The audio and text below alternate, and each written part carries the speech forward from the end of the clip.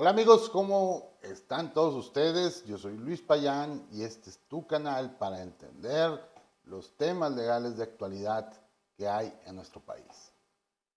Recientemente se ha publicado una iniciativa de reforma al artículo 19 constitucional que busca modificar los delitos que son susceptibles de prisión oficiosa en nuestro país. Imagínate que por una simple acusación puedas estar privado de tu libertad durante meses hasta que se resuelva tu juicio, independientemente del principio de presunción de inocencia que se debe de privilegiar en nuestro país a raíz de la modificación del sistema inquisitorio al sistema acusatorio. ¿Quieres saber más? Quédate en mi canal. Comenzamos.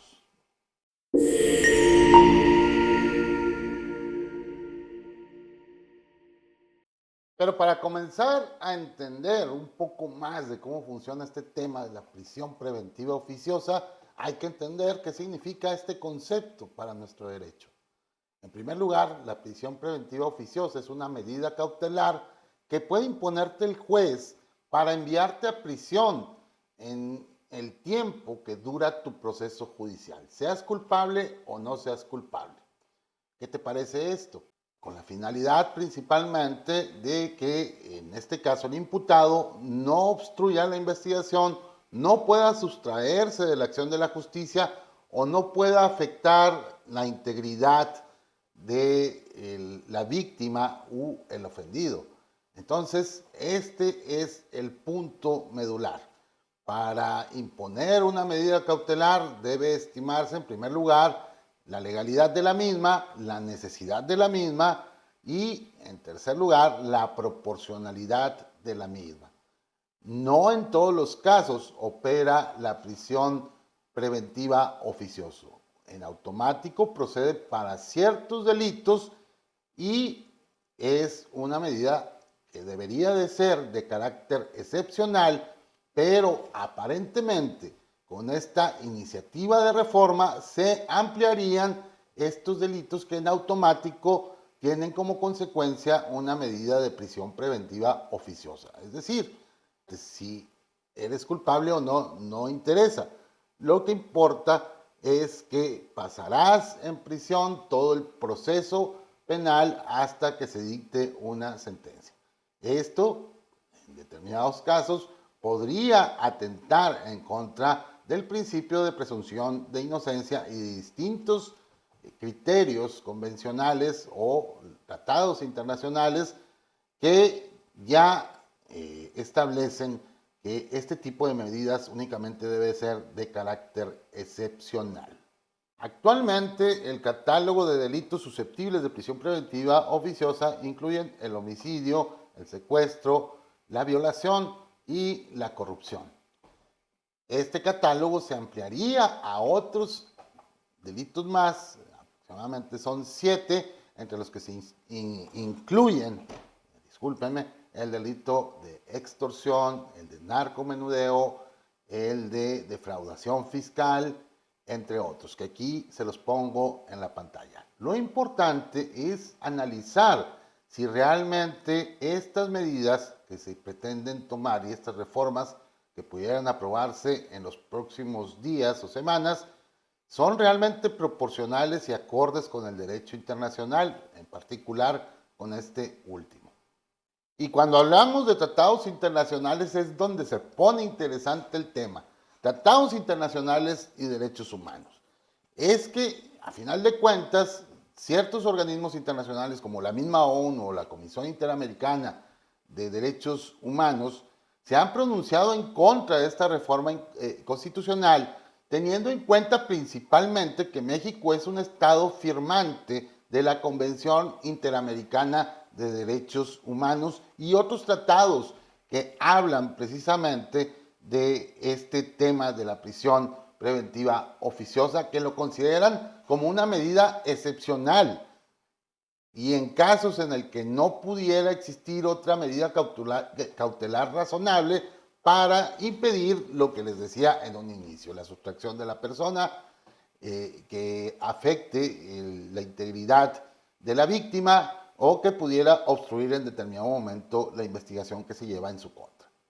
En todos estos parámetros, lo primero que salta a la luz es que se violaría el principio o el derecho de presunción de inocencia.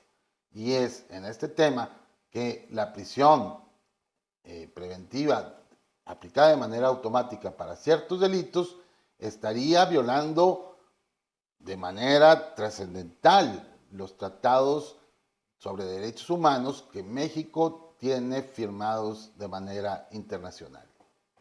Pero entonces analicemos la proporcionalidad de estas medidas tomando algunos de los delitos que van a ser susceptibles de esta medida cautelar, como la prisión preventiva oficiosa o automática.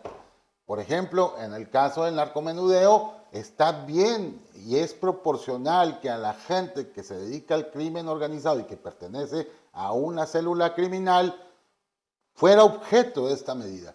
Sin embargo, a los que son utilizados por sus escasos recursos únicamente como peones, bueno, pues en este caso pudiera considerarse que la medida no es proporcional, incluso teniendo en cuenta que muchos de ellos son presionados por su condición económica o son amenazados para cumplir las funciones y realizar actos de narcomenudeo.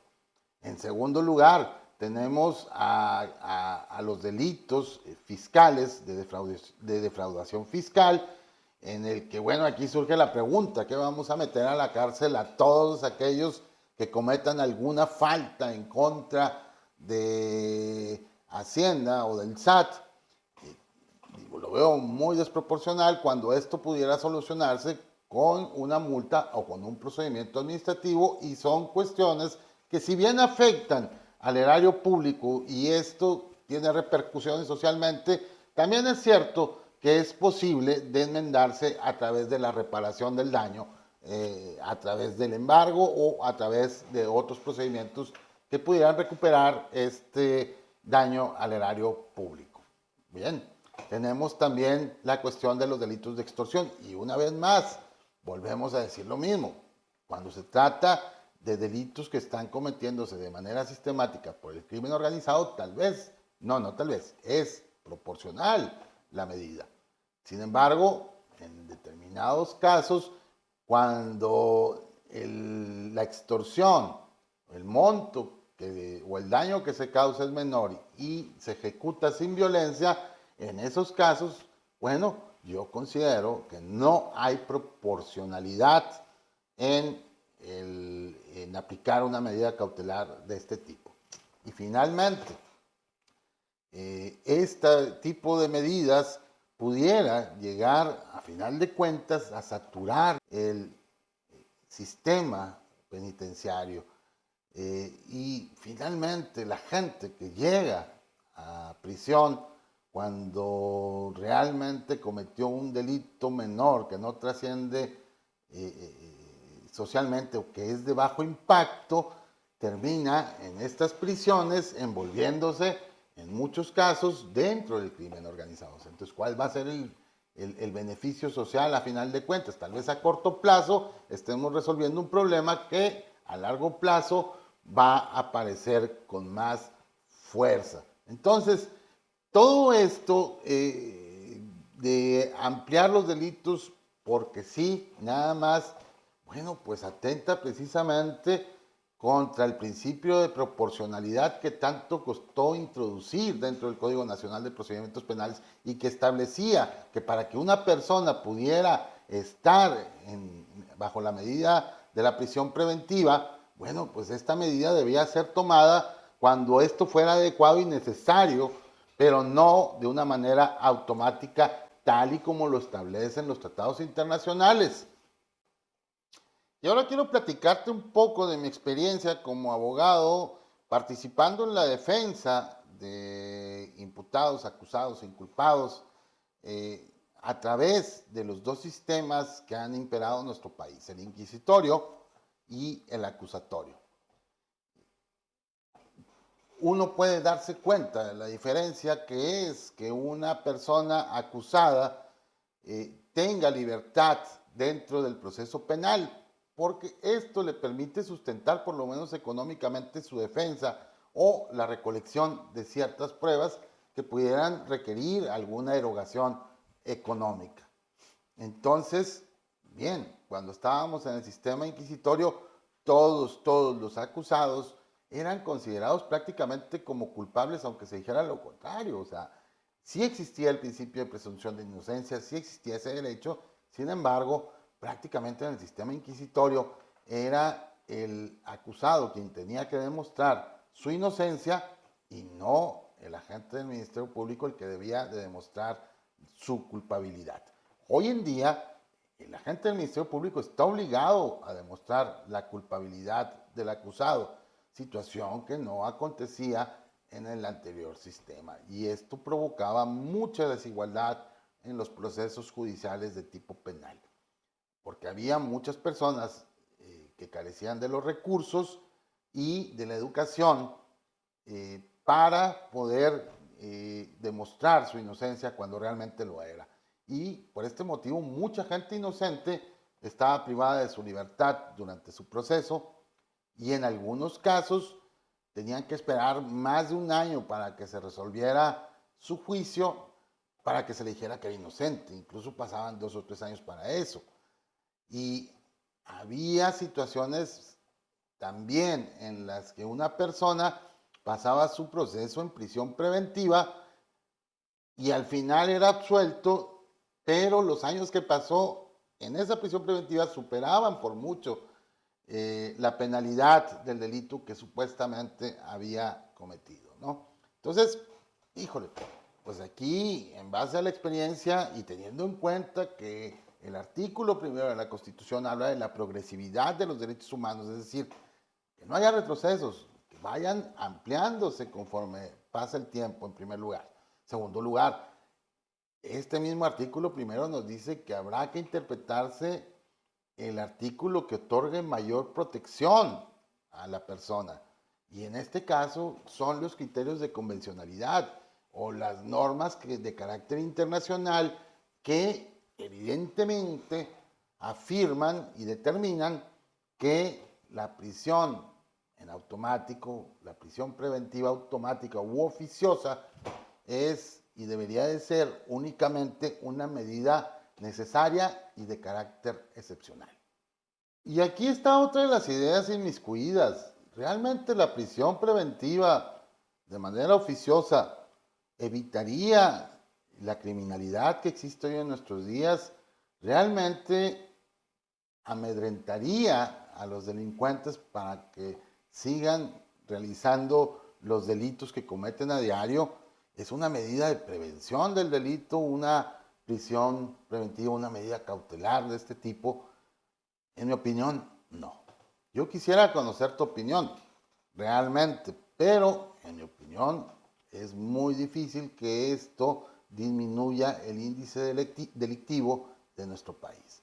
Esto porque finalmente la mayoría de los casos que llegan al Ministerio Público presentan en determinado momento ciertas deficiencias al momento de ser puestos a disposición del juez, que culmina en muchas ocasiones precisamente con sentencias absolutorias.